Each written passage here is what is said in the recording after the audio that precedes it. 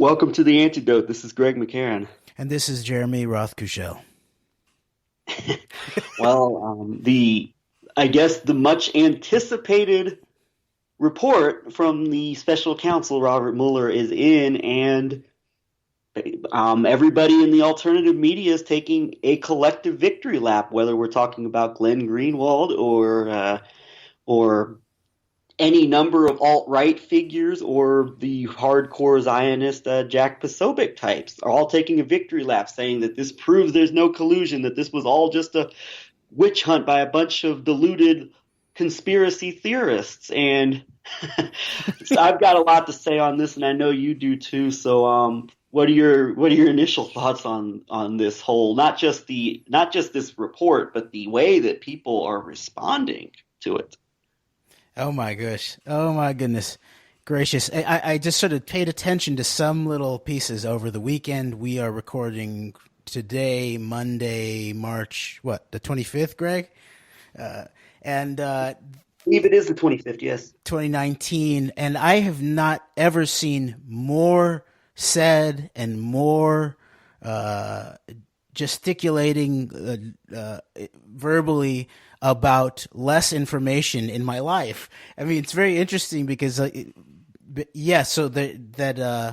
on Friday it was announced at the end of the day that Mueller had passed in his completed report for the special counsel investigation into Russia, the Russia probe, Trump Russia probe. And then it had been passed over via security officer to the Justice Department, to Bill Barr, and then it was on to what's his name? Rosenstein. Yes, Rod Rosenstein. And very, very quickly, there was a lot of people already making statements and claims about that it was obvious that this was very quickly proof, because it was said that there was not going to be any more indictments. And so then this was proof that the Russia investigation had been a big nothing burger fraud from the beginning. So the victory laps began over the weekend by people like the Aaron Mates and Jimmy Dores, and Jimmy Dore is celebrating himself as basically the best juror, even though he's just a comedian. He's better than 99% of the journalists because he got this right, he got Syria right, and so he and Aaron Mate celebrated over the weekend. Then on Sunday, it got very interesting in relationship to the mainstream media. How are they going to respond to this and react to this? Because there was also anticipation on Sunday that Barr, who is apparently digesting the full Mueller report, which we still have no clue how long it is.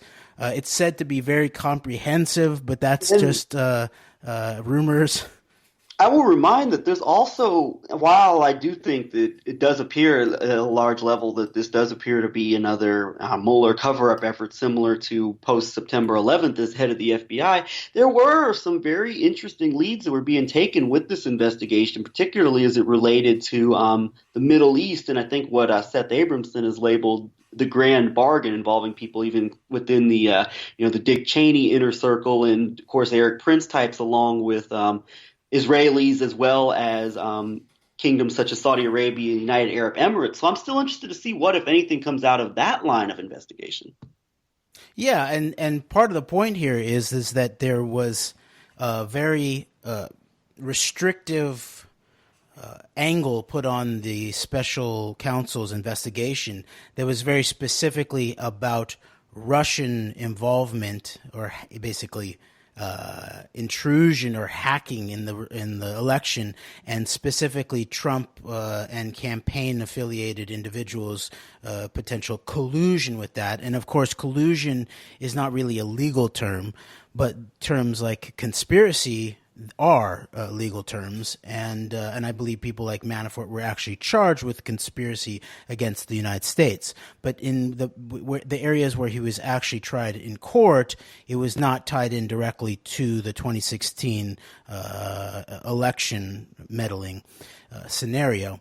But there's other parts of this is that you've pointed to, Greg, that all along the way, the Middle East connections here that seemed so obvious from the beginning to us in relationship to Netanyahu as a central character here, and then the more that unfolded in the obvious then role of the entire Arthur Finkelstein network, Finky and the kids, which is basically all of these operatives surrounding this campaign. And Finkelstein himself, before he died, was a part of helping launch the uprising of the Trump campaign, and Finkelstein, of course, helped put Netanyahu in the first place.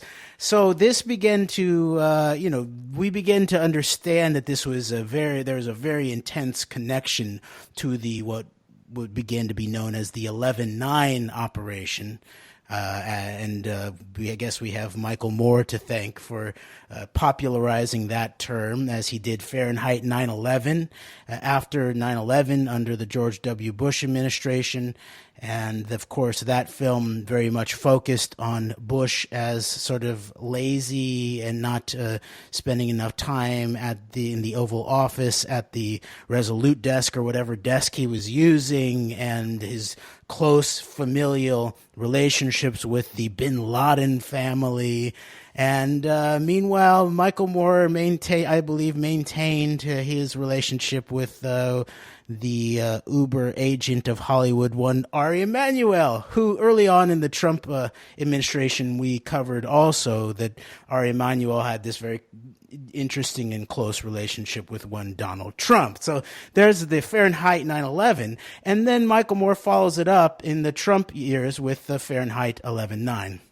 So I would just like to point out very briefly here that 322, let's point out too that the report was handed over on the Skull and Bones Day, which we've seen other kinds of deep state machinations happen, including things like terrorism happen on things like 322, the Skull and Bones numerological day. So that's sort of an interesting little side note. But I would say maybe there's a possibility that the real sort of deep resistance people and the people who were doing serious investigation about the real Russia scandal here, which is not just isolated to Russia, but does very much include Russia and very much does include Trump and criminality that could very, very, very likely be proven beyond reasonable doubt in a court of law, that some of the people in that resistance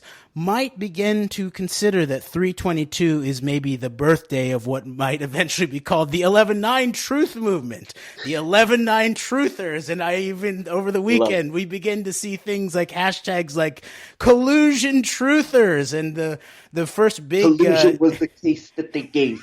That's true. And then there's an interesting video. I think that came out in 2017, and we'll link to that. Collusion was the case that they gave me.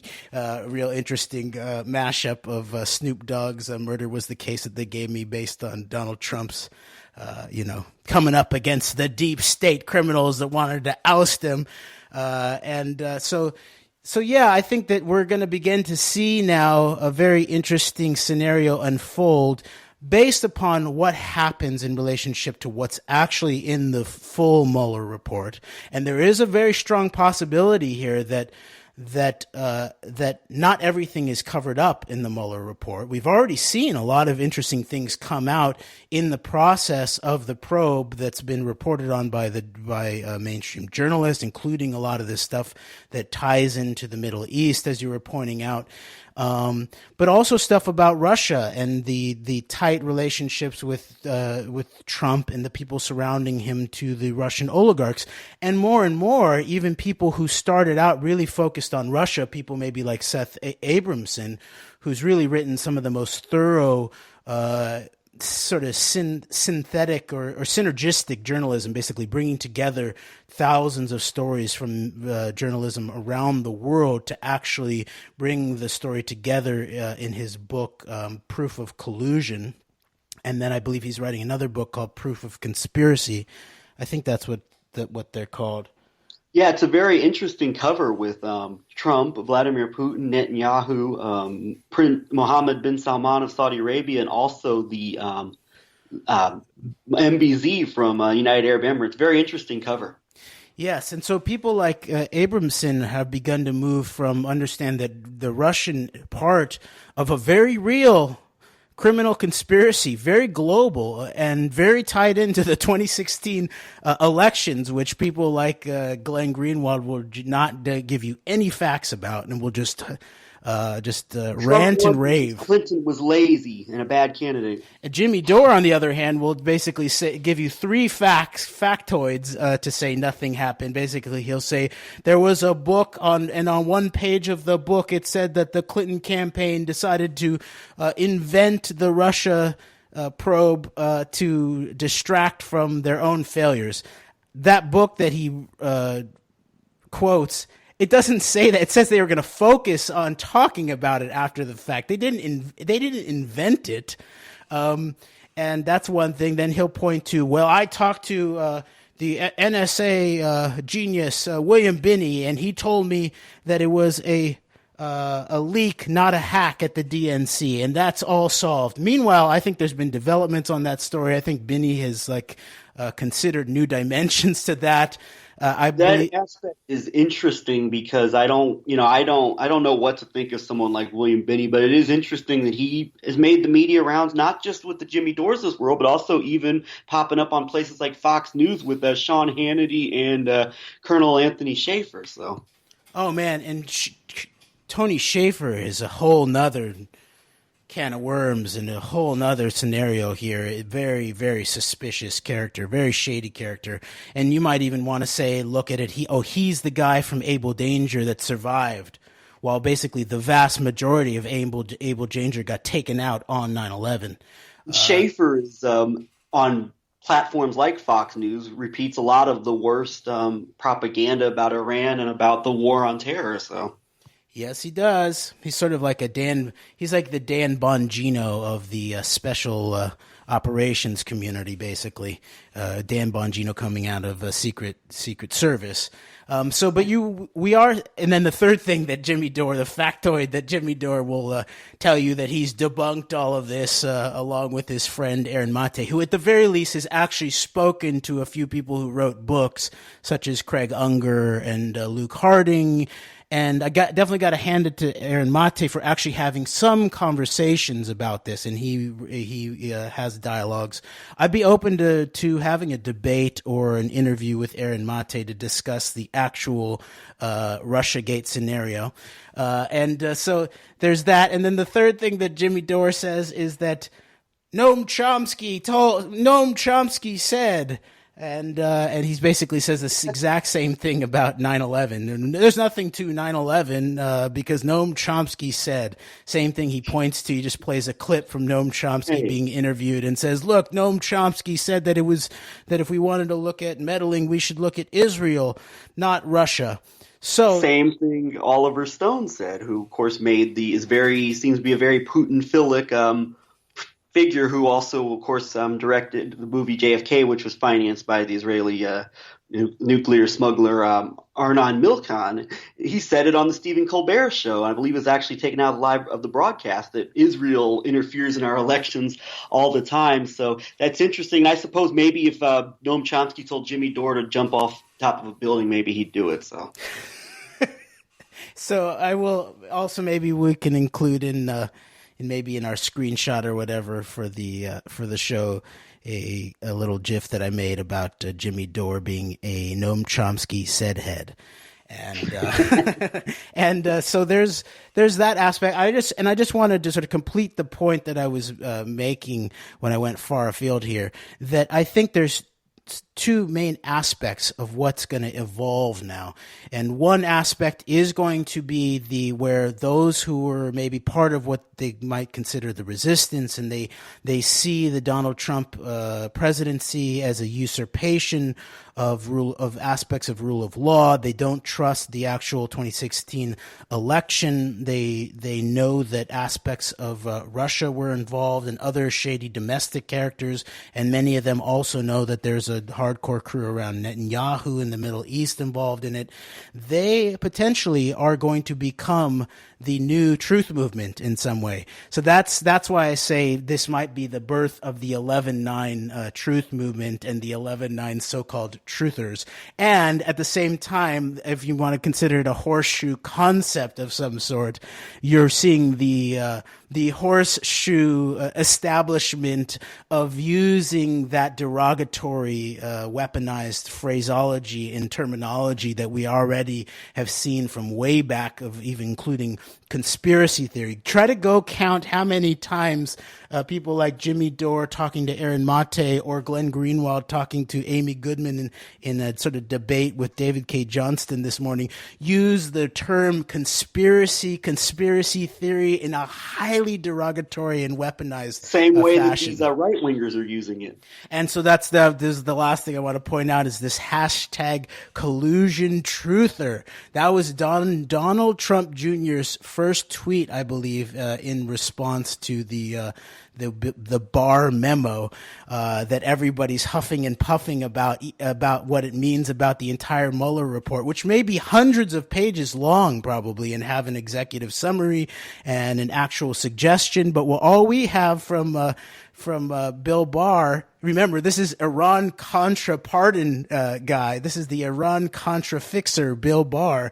And so we have the leftists, the so-called leftists, Glenn Greenwald and the Nation's Aaron Mate and Jimmy Dore, all of them basically saying, yeah, whatever Bill Barr said in some type of, Max Blumenthal, whatever Bill Barr said in some truncated memo is basically the God's honest truth.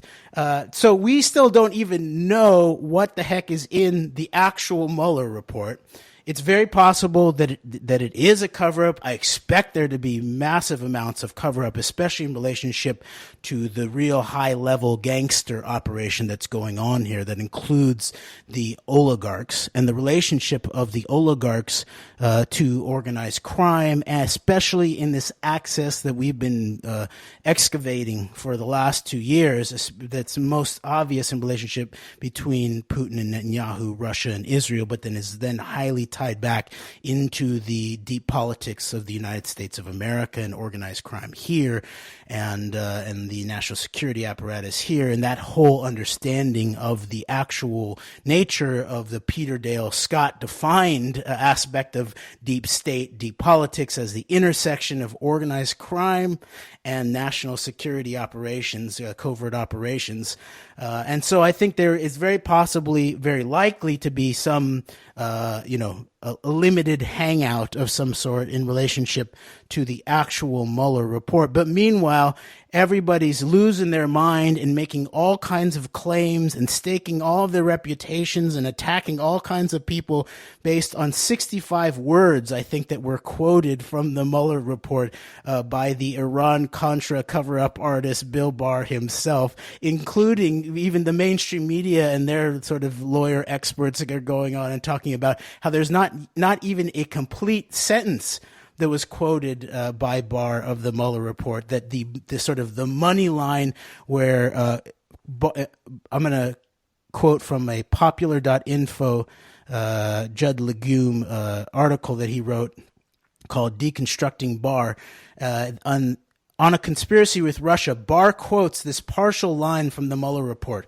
quote, "The investigation," and what everyone points out is the T is in brackets, meaning that it was capitalized because it's not actually the beginning of the sentence. And I've even run into this stuff in my own court case, and my lawyers recommending to my wife and me to write sentences when we're working on our fact statements, so that you write sentences that can actually be fully referred to and quoted without having to do things like that with like out capitalizing it. So in my sense, this probably means that Barr took like the second half of a sentence and basically capitalized the T.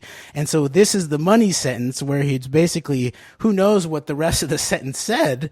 I mean, maybe it didn't say anything that would change the meaning, but it might have. So I'm just going to read the money sentence here. Quote, the, with the capital T inserted, investigation did not establish that members of the Trump campaign conspired or coordinated with the Russian government in its election interference activities, unquote. This will disappoint those that expected the Mueller investigation to end with Trump being frog-marched out of the White House or being a Russian spy. Okay, so that's interesting. But meanwhile, there's the parsing of the words here. I mean, remember, these are lawyers all around here, and lawyers who've been operating at levels of being able to figure out how to cover up some serious real deep state criminality for decades, basically. So you got to understand that there's probably a lot of weaponized parsing of what's actually in the Mueller report. And so we may now have an actual battle here, some potential constitutional conflict, if not a crisis, between the executive branch and the legislative branch. The Democrats are going to obviously do their dance here. Obviously, I'm very suspicious of Nancy Pelosi having been making very similar sounds that she was in 2006 when she said that the impeachment was off the table with George W. Bush, and ultimately they end up playing games that are political in nature rather than focused on actual rule of law or truth and accountability and things like that. So it is very likely going to be up to we the people who want to actually see the full nature of what was actually written in the Mueller report. There might be some very interesting things in there, I imagine. And so that what we might see is that Barr has been hired for his position for a very specific reason, and he's there to attempt to get Donald Trump off the hook, possibly.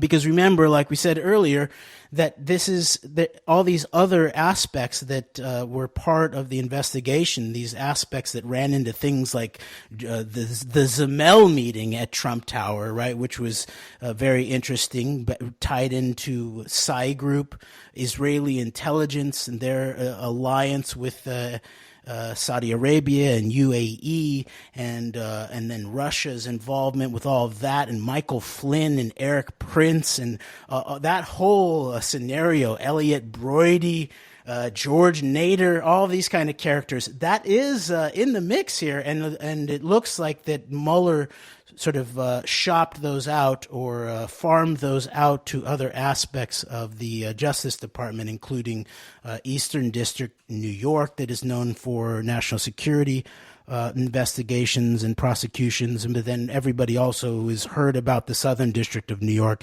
that is very much going into the Trump financial stuff that ties directly into things like Deutsche Bank. And there was a very interesting New York Times story that recently came out that really talked about that, tied the son of Justice Kennedy, Justin Kennedy, directly to the lending operation to Donald Trump, where Trump was pretty obviously inflating his wealth numbers in order to get $1 billion or $2 billion loans.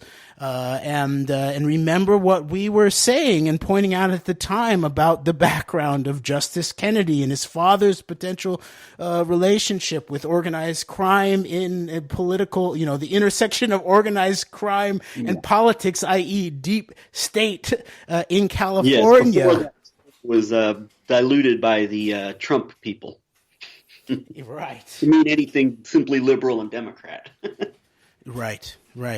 And so that's also on the table. And so a lot of these cases, it looks like there's still like maybe more than a handful, maybe 8 or so other investigations going on at this point that are outside of the sort of slender mission of the special counsel. that's now been wrapped up, and that we still haven't even read the actual report. So I'm gonna keep my powder dry in relationship to what's actually in the report until we actually read what's in the report.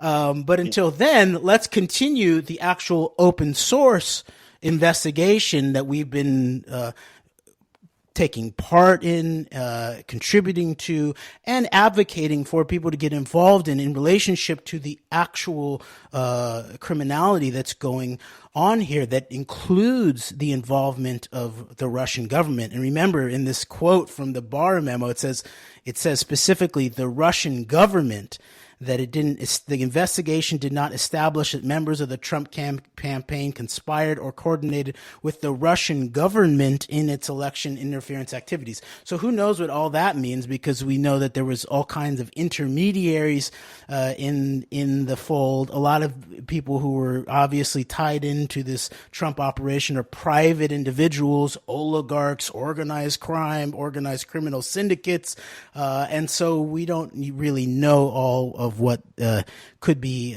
in there. And also think about like what's still going on here is that people like Michael Flynn were trading information for having limited sentencing, and then Manafort's deputy Rick Gates, who knows where a good bit of the bodies are buried. And remember what the people like Glenn Greenwald and Max Blumenthal and Jimmy Dore and Aaron Mate are not going to really tell you about is the Semyon Mogilevich, the Dmitry Firtash connections to one Paul Manafort, and what was actually going on in the Ukraine. And of course, a lot of that stuff is very bipartisan.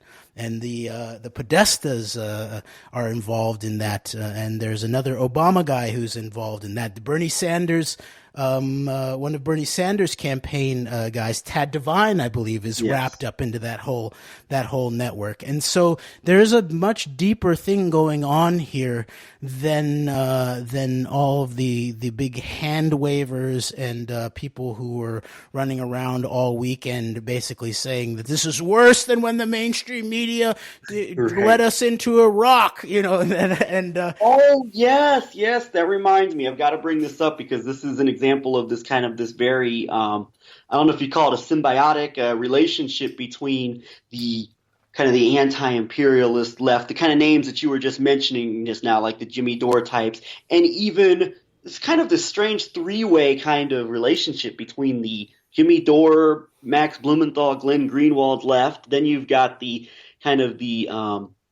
combination of the Tucker Carlsons and then the outright alt-right people, like, the kind of people you find at places like the Daily Stormer and Richard Spencer and David Duke. And then even the Jack Posobiec type Zionist figures. The very openly, radically Zionist figures, where there's their tendency to repeat the same language. And where did this talking point, I believe, who has popularized this in the last few days of this comparison of the Russiagate to the WMD lie? It was Matt Taibbi, and it's very interesting. You've had a diverse of media figures, obviously the usual suspects on the left, but also even Brit Hume at Fox News, of all people, has been tweeting this article by Matt Taibbi that vindicates Trump on collusion on the grounds of this is as bad, if not worse, than the weapons of mass destruction lie. So it's extremely interesting to see all of these people line up almost in lockstep with this narrative. Yes, that's a very good point. And I think Jay McKenzie on Twitter pointed out haven't Matt Taibbi and who was he working with? I forget the journalist. Mark Ames. Mark Ames, when they were in Russia. And I guess Taibbi was in Russia for 10 years or something like that. And Jay McKenzie jokes about, who amongst us? I didn't know about Taibbi. Very interesting. Yeah, and who amongst us has not lived in Russia for 10 years being paid by an ex-Russian military intelligence general, I think is what was said and was based on what Taibbi had said about his time there. So it's very, very interesting. You're right about these seemingly odd bedfellows. And so for the collusion truthers, of course, you have the standard Posobiec, the Cernovich, even Mark Dice, Yeah, Mark I Dice. thought he was a 9/11 truth guy, but I guess that sort of truther has become a derogatory there. And I guess we'll have to thank John Gold for creating the truther concept, and Abby Martin for marketing it. But I still have never abandoned. I've always defended. I'd rather be a truther than a liar, and I would still rather be an 11-9 truther than an 11-9 liar. And so you have Donald Trump Jr., Posobiec, Cernovich, and all these types, and then you're right. Then on the left, you have all these people using the conspiracy theory as a derogative. Isn't that the CIA's terminology? I thought that these people like Caitlin Johnstone were all about sort of pointing out the deep state criminality of the American empire and the CIA's mind control, and yet there they are over and over and over replicating the weaponized language. What's funny about that is that you had people like Robbie Martin and others, I believe, Ben Norton, and then a few others in this kind of anti-imperialist type of left, who were very critical of, say, Caitlin Johnstone for publicly writing articles saying that the left should align with people like Jack Posobiec and Mike Cernovich based on whatever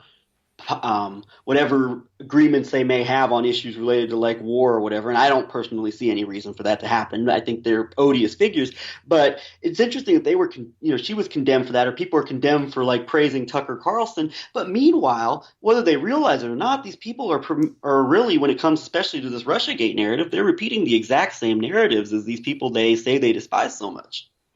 Yes. It's so fascinating. And so I wanted to go back, sorry, I don't want to cut you off. You had any more thoughts? No, go for it.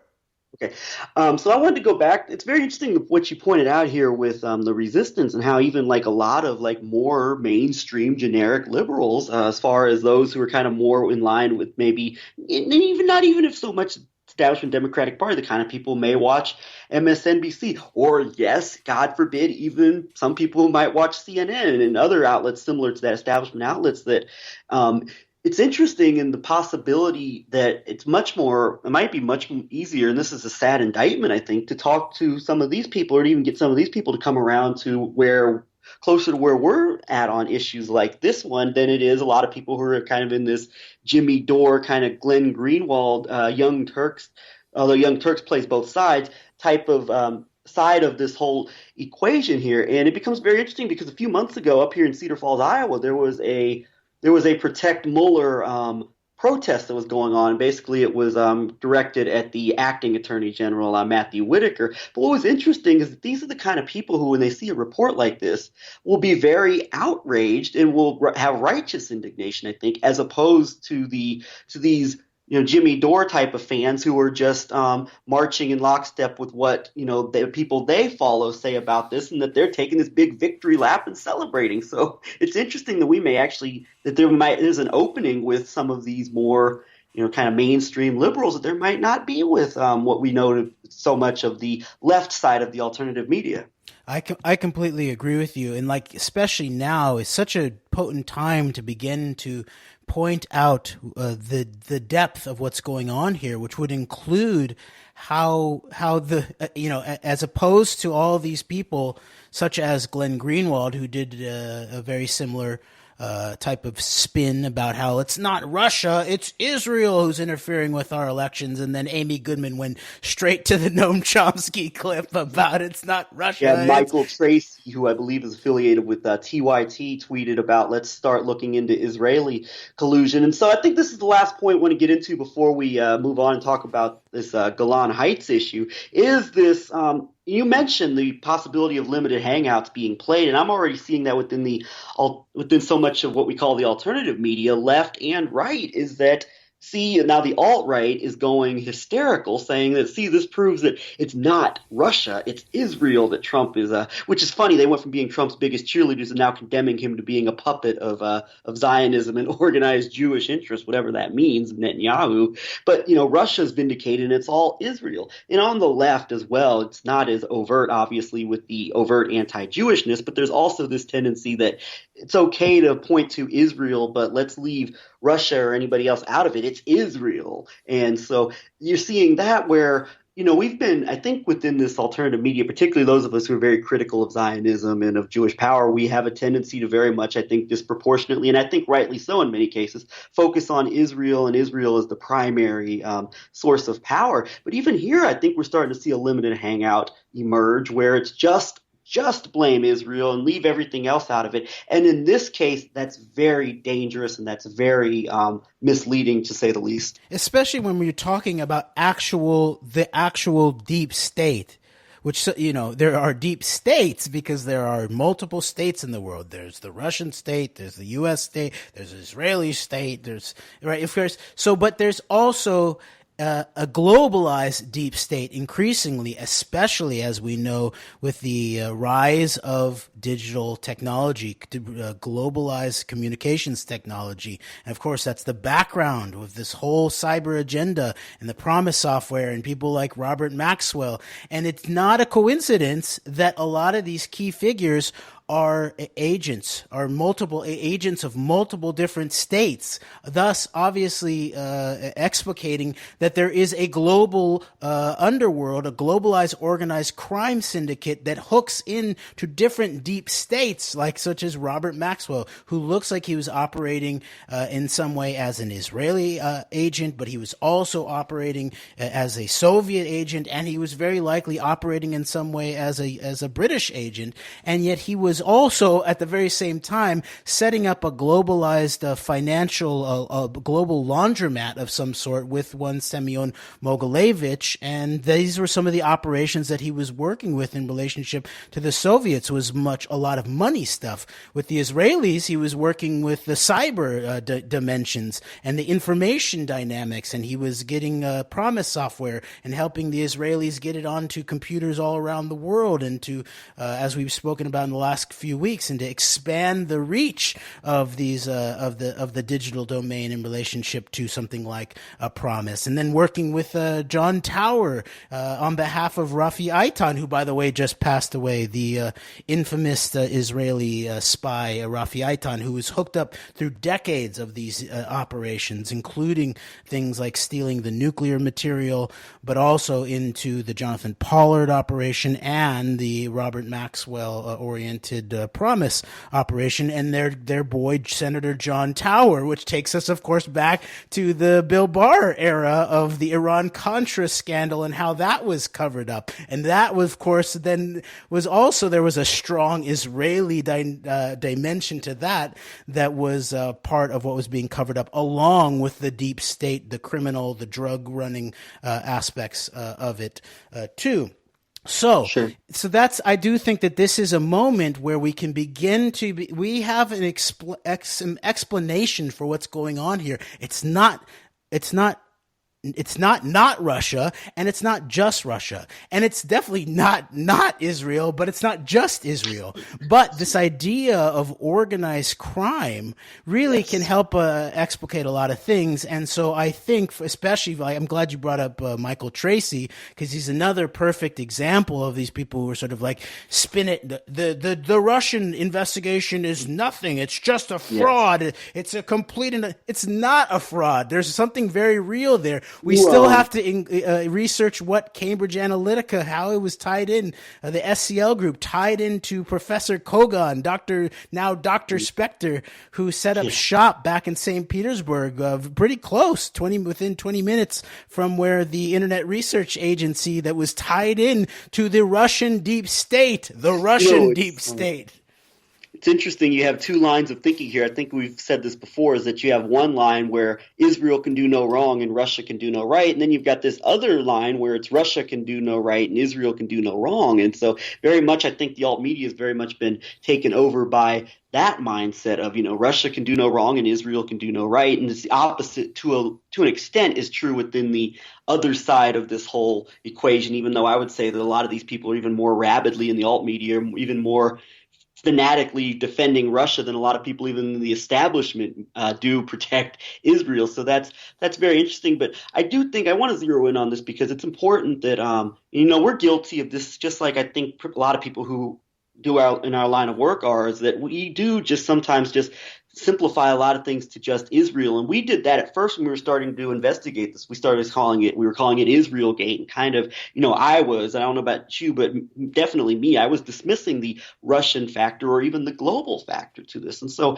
just saying it's the Jews or it's Israel or it's Zionism or just what as we know it now is extremely misleading. It's extremely short-sighted, and it's time to really start looking at this globally. And I think if people want an understanding of like the real levers of Zionist and many aspects of Jewish power globally, you got to extend outside of just Israel, just outside of what you're thinking is of Zionism and of Jewish power, and really start looking at this from a global perspective, because that's going to give you, I think, as we're going to get into perhaps with this next story we're going to cover on the Golan Heights, a deeper perspective of how this, I think, power structure operates. Yes, and as we've increasingly attempted to do here at the Antidote, is we really work to not get stuck in sort of thought-based talking points that are based on having a limited range of sources that you're willing to read and consider and think through,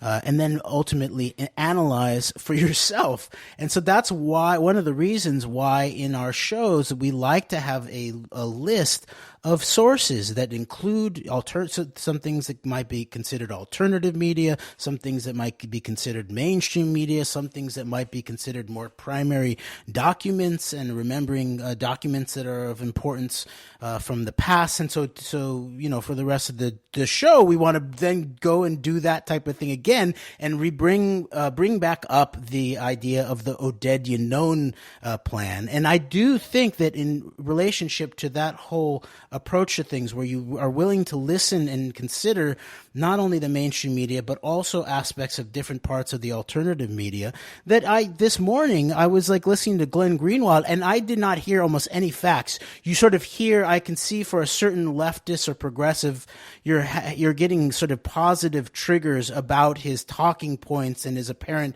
political stance as an anti, illegitimate power, some kind of anti-U.S. imperialist. But when it really came down to it, David K. Johnston was the one who was sort of set up to defend the mainstream at some level, but he kept on pointing out, he's like, look, no, we've just sort of dealt with very specific aspects of this, and he dealt with the money laundering aspect, and he said mainly we've just dealt with this whole thing with Wilbur Ross and his connection to the Bank of Cyprus, which is very much tied into Russian organized crime and the money laundering. And of course, Glenn Greenwald did not touch that, and I heard like little other pieces of facts from David K. Johnston, who sort of considered, a mainstream journalist of some sort, about some guy named Joseph Weichelbaum, who was a drug runner of some sort that also ran a helicopter company that Trump helped protect, and his sister actually was the original judge on the case and then finally recused herself. And so interesting,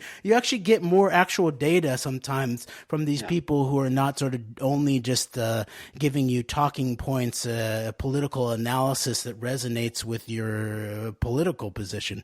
So I just want to point out that it's in these sort of data points where we can begin to analyze certain individual figures that we can begin, if we have the larger context, to draw out this larger geopolitical understanding that connects some of these people. So, for example, maybe we can talk about people like Victor Vekselberg and his relationship with one Leonard Blavatnik, and Vekselberg's relationship with a cyber company with one Benny Gantz, who's running against Netanyahu, was just on the stage at AIPAC, and how all of that might fit in to what's going on in Syria, what Trump just signed today in relationship to Netanyahu and Israel's alleged right to the Golan Heights.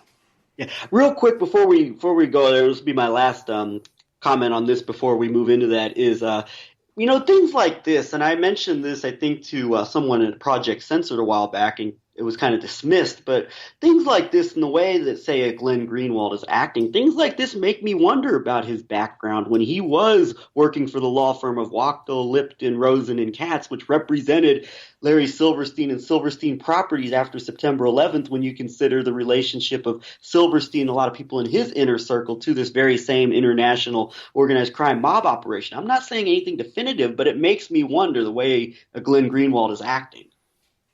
Yes, it does. I mean, it's definitely not. There's definitely not a raw commitment to the truth. And just one last thing I would say is to remember also what we were talking about before, that almost all of these people who are against, they've staked out their position as anti 11/9 truth, are also, I can't find one of them who's actually taken any credible, serious, fact-based stand on 9/11 and the truth about 9/11. And of course, Glenn Greenwald's infamous moment was basically comparing people who wanted to talk about the documented arrest of Israeli intelligence operatives on the ground on September 11th for apparently in Mossad-sponsored white vans celebrating and documenting the attack on the trade towers.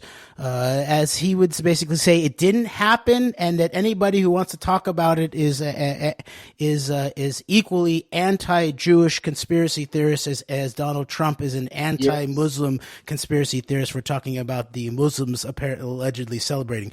And of course, even that line itself is, I believe, a limited hangout that distracts away from what we've covered about the Mossad white vans that were filled with explosives, such as people like Dan Rather reported it on CBS on the day of September 11th, and CNN covered that day also, that were headed for the George Washington Bridge, and then apparently others headed for the Lincoln and Holland tunnels, filled with explosives to further expand the chaos and the terrorism and the destruction and the impact of September 11th. Yeah, it's funny how Greenwald came out and basically said that it's wrong to claim that either Muslims and Israelis on September 11th. He pushed that narrative and said it's anti-Semitic, while Trump's wrong to say Muslims were celebrating. That it's equally wrong and equally anti-Semitic and evil to say that Jews or Israelis, particular Israeli partisans, were celebrating on September 11th. Right at the same time as Alex Jones, probably at the behest of Roger Stone or organized by Roger Stone, got Donald Trump on for the infamous InfoWars interview where he proclaims, or they just have a celebrate over Trump telling the truth about the Muslim evil Arabs celebrating America being attacked. So yes, and exactly. So he helped Donald Trump double down on that, but then also remind everyone of the Palestinian canard that was debunked by German public television, I think. So yes, so that the Palestinians were getting candies and celebrating bin Laden. I just remember some of the streams from September 11th. They were passing out candy, celebrating in the West Bank. Yeah, and so anybody who's interested in people eviscerating these sort of fakers like Glenn Greenwald, he's a faker, dude. Go look at Chris Roulone's Twitter account. Yes, used to be not Dov Zakheim, now it's Dead Patsy, and also Neocon Watson as well. Yes. Paul Joseph Watson parody account. Excellent work. Chris is great, and I imagine Greenwald. Final say on this: Greenwald will probably pop up on Tucker's show this week to celebrate. Tucker, who's been excused basically by that whole crew at some level, other than the Abby and Robbie are not going to excuse Tucker. But they'll make excuses for people who make excuses for Tucker. No, not for his anti-Iraq statements that surfaced. Iraqis, it was pretty nasty. Yeah, it's really nasty. Yeah, he's definitely not a peace monger of any sort. So for sure, we've got about a last 10 minutes here. I think we need to dig into this Golan Heights declaration and why it matters, why it matters, and what appears to be getting omitted from so much of the narrative out of the alternative media on this Golan declaration. And it goes, once again, I think it goes right back to the same sources that we talked about in the last story.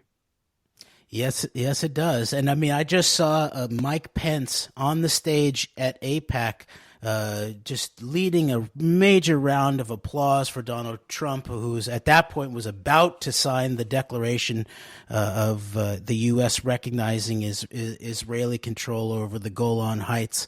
And Pence he he used the word, he said, we're not just the best of friends, we're mishpucha, he said. And mishpucha means family, but it's like, it's a Yiddish word, I think, and it means family, but it's very often used in the context of, I believe, the Mossad will even use that kind of phraseology, but also, of course, Meyer Lansky's organization, Jewish Organized Crime, that kind of thing, that is also mishpucha. So it's family with a capital F and maybe with a TM, and Mike Pence really got off on declaring himself a part of the mishpucha on the stage of AIPAC. Yeah, it's kind of funny. It's so with this Golan announcement, the usual suspects, particularly on the right, the very pro-Trump Zionist base behind Trump, is very excited, as is obviously Prime Minister Netanyahu, and I guess a lot of the religious messianic type of Zionists, very much the same people I just mentioned, as being the basis of a big part of the Trump base, both domestically here in the U.S. through the right wing, through Council for National Policy, evangelical style networks, as well as this global network combined with the hardcore settler wing in Israel, and very much tied in, of course, with elements of Chabad, which of course has its tentacles very much involved with Trump, with Putin's Russia, and with Netanyahu's Israel. So in this regards to this Golan thing, right now a lot of these alt-right people are pointing to Trump announcing the Golan Heights as belonging to Israel as proof that Trump is owned by Israel and not by Russia, or whatever that means. But it's interesting looking at the analysis, and also the analysis of one Andrew Korybko at Eurasian Analysis, in some of the articles that an article recently that he put out in particular about the Golan Heights decision, but a couple of his recent articles from the last few months, not just about this particular issue with the Golan Heights, but also the way that Vladimir Putin and Russia is framed in the alternative media. But I want to focus on this Golan declaration and some of the reasoning that Andrew Korybko, who is a self-described pro-Putin, pro-Russian media analyst, has put out regarding this Golan decision and the role, it seems the primary role that he says Russia is playing in shaping this, and if it's true, what it means and how consequential this is, because I think this is huge. Yes, so we'll link to a set of articles that he's written in the last few months, including Who's Trying to Pull a Russiagate on Netanyahu from January, to I'm a pro-Putin, anti-Putinist, and it's about time that alt media acknowledge we exist, also from January. But then this article that you're referencing that he just wrote, actually, he just published it on 3/22, called What If Trump, quote, recognizes Israel's annexation of the Golan? So what? So what if Trump recognizes Israel's annexation of the Golan? And he talks about some facts that, especially the sort of maybe anti-Zionist, Russophilic types, both right and left, there's facts that they do not want to talk about in relationship to Russia as playing the role, as we've talked about, of the good cop in relationship to basically potentially creating an order, maybe even a new world order out of the chaos that it's been sown in places like Syria, most obviously by the proxy forces of the U.S., Israel, and other NATO and some NATO countries. And so he points out that the Russian troops are already enforcing an anti-Iranian buffer zone there, and Moscow itself strongly suggested that Damascus surrender this territory in the Russian-written, quote, draft constitution, unquote, that it's been incessantly encouraging Syria to promulgate since January of 2017. And he talks about how in this constitution that the Russians have put forth to the Syrians. And there's an article that Joseph Davis wrote that I can't find on the internet anymore that was really interesting, that dealt with some of Karibko's writing, that then integrated with talking about how it was associated with the Rand Corporation's plan and how the Russian government was basically stepping in to implement what looked to be a Rand Corporation proposed plan for Syria. But so if anybody can find that, show us the link on that. So he points out that the Russians are already managing the Iranians for the Israelis, and then in a section called "The Russian Written Draft Constitution for Syria," I'm going to quote a little bit from it. Here's what I wrote at the time in my in-depth legal analysis of that document for 21stCenturyWire.com. By the way, another grouping that is doing their victory laps about the fraud of the liberal and Democrat This is media. Andrew Karibko's article, by the way. Yes. Titled "Syria, Digging into the Details of the Russian Written Draft Constitution." So we'll include a link to that earlier article. Are the Golan Heights part of Syria's state borders? Article 9 briefly states that the territory of Syria is indivisible, inviolable, and integral, and that state borders may be changed only after a referendum among all Syrian citizens, as the expression of the will of the Syrian people, which makes perfect sense, but doesn't expressly mention whether the disputed Golan Heights, presently occupied and annexed by Israel in contravention of international law, would presumably be part of the country's state borders at the time of the draft constitution's passing. And by the way, they were obviously celebrating this at AIPAC and talking about how Israel fought for it and won it fair and square. And then there's other parts of the people who are really focused on the Russian influence operations in the U.S. who are pointing out that Trump's gift to Netanyahu in relationship to the Golan Heights can also be seen as a gift to Putin in relationship to Crimea. But that's a parallel point. Okay, back to this article. This is an exceedingly important detail which mustn't be overlooked, because Article 85 says that the Constitution shall come into force on the day of its promulgation after the referendum, which in practice means that if there isn't any clear reference to the Golan Heights being part of the indivisible, inviolable, and integral territory of Syria, that the case can be made that Damascus must abide by Article 8's decrees that it maintain good neighborly relations with other countries based on cooperation, mutual security, and other principles stipulated by international legal rules, and also denounce war as an infringement on other countries' sovereignty and a means to resolve international conflicts. And while we only have like a minute and a half, I just want to read one last point here. As such, Trump actually seems to be getting a head start, or possibly jumping the gun, on the unknown plan, inspired future that Russia itself seems to also envision, albeit that he's doing so unilaterally in his typical attention-grabbing manner of trolling the world instead of waiting for Syria to be, quote, encouraged by Russia to go through the, quote, democratic motions of, quote, unquote, legitimizing its surrender of the Golan Heights through the promulgation of the Russian written draft constitution that Damascus has hitherto refused to accept. And then he points out, why is this being ignored in the media and all that? So we'll link to that. But as we pointed out very early on in the Trump administration, this Golan Heights issue and Genie Energy, of course, and who all is on the board of Genie Energy, everyone from Larry Summers and Bill Richardson as sort of like the liberal Democrats to all the way to the Rothschild, Dick Cheney, Rupert Murdoch, Michael Steinhardt, Woolsey, James Woolsey, and remember Steinhardt's also in the news recently, and Steinhardt's father was an integral key member of organized crime, and that's where Steinhardt, who built $1 billion business of making money, also helped become the dean of the Israel, where the kids go to Israel to visit. Birthright Israel Project. Oh boy, we ran out of time. I'm sorry I was so yucky today. I think I was a little bit triggered by all of the hand wavers. It's all right. I hope I'll focus next week. So until next week, Antidote. We out. Sorry, Greg. No, don't apologize.